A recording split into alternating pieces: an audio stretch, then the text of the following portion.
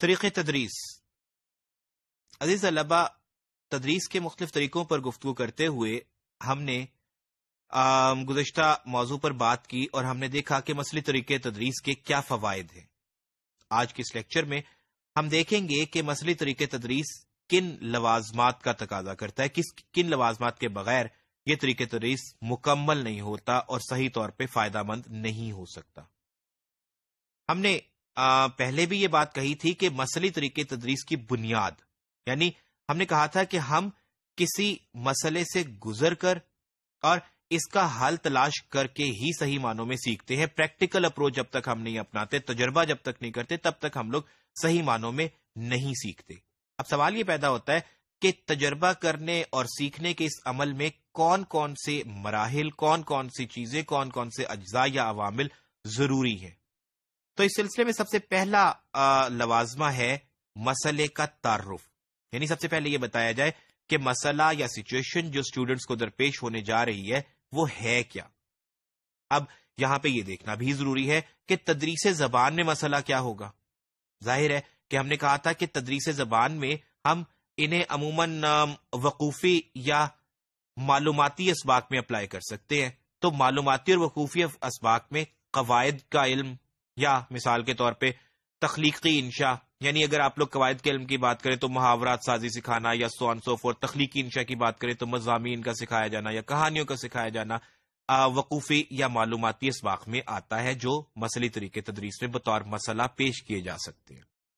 دوسرا ذوقی یا استحسانی اسباق میں تفہیم نظم و نثر، یعنی نظم کی تشریح کیسے کی جاتی ہے، نثر کا بیان، نثر کو کھول کے نثر کی تشریح کیسے کی جاتی ہے.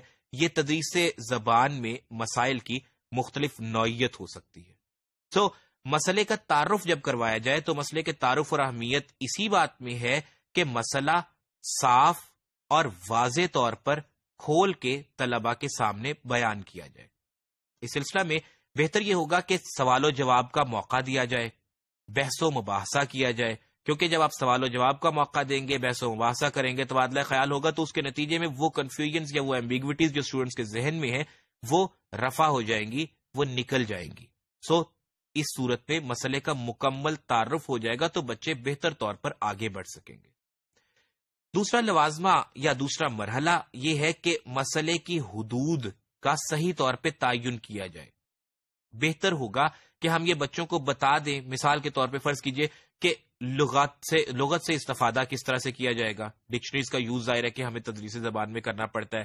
پھر محاورات کے معنی کس طرح سے تلاش کیے جائیں گے، ان کی ایکسپلینیشنز کس نوعیت کی ہوں گی، اور مسئلے یا سچویشن میں درپیش جو دوسری ڈفرنٹ اشیاء ہوں گی، ڈفرنٹ چیزیں ہوں گی، ذرائع ہوں گے، ان سے آگہی ہو جائے، ان کا علم ہو جائے، بچوں کو پتہ ہوگا پہلے سے، تو وہ اپنے ایکسپیرینس میں یا اپنے ایکسپیریمنٹل پروسیس میں، جرنی میں وہ بہتر طور پہ آگے بڑھ سکیں گے.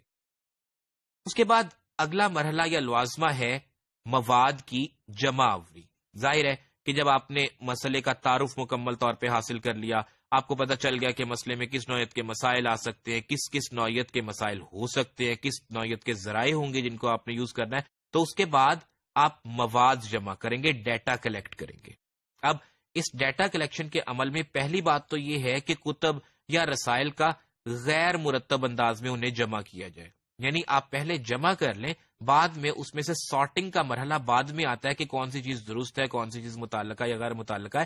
پہلے آپ راؤنڈ اباؤٹ چیزیں اس ٹاپک کے یا اس مسئلے کے اگینسٹ جمع کر لیں جو کہ آپ نے سالو کرنا ہے.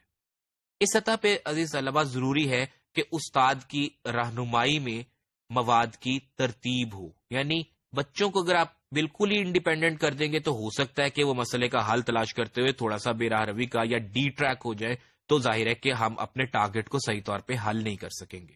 تو استاد کو رہنمائی کرنی چاہیے مواد کی ترتیب میں. لیکن بہرحال یہ ضروری ہے کہ کام پر بچوں کو خود اکسایا جائے، خود کام کرنے کی ترغیب دی جائے، کیونکہ بہرحال جو کچھ بھی سیکھا جانا ہے، جو کچھ بھی ہونا ہے، وہ طلباء کے لیے ہو رہا ہے، اور طلباء کے ہونے کے لیے ضروری ہے کہ وہ طلباء کے اپنے تجربے سے گزرے. لہٰذا بچوں کی رہنمائی تو ہو، لیکن کام پر انہیں خود اکسایا جائے. اس کے بعد ہے اخذ شدہ نتائج کا مرحلہ. ونس آپ نے ترتیب دے دیا ڈیٹا، تو پھر اس کے بعد آپ نتائج پہ پہنچے. تو پھر آپ جب نتائج حاصل کریں گے تو پھر ضروری ہے کہ آپ سوال و جواب کریں بچوں سے، اور اگر وہ کوئی غلطی کر رہے ہیں تو مشفقانہ رہنمائی کریں، مشفقانہ رہنمائی کے ساتھ ساتھ تبادلہ خیال ہو، اور پھر آخر میں جائزے اور آزمائش کی باری آئے، جس میں آپ بچوں سے الفاظ معنی ان کو بتا سکتے ہیں، جملے بتائے جا سکتے ہیں، نظم کی صورت میں اشعار کی تشریح ہو سکتی ہے، اور نثر کی صورت میں اقتباس کی سلیس ہو سکتی ہے، اور یہ تمام لوازمات پورے کر کے ہم مسئلے طریقے تدریس سے بہتر انداز میں مستفیض ہو سکتے ہیں۔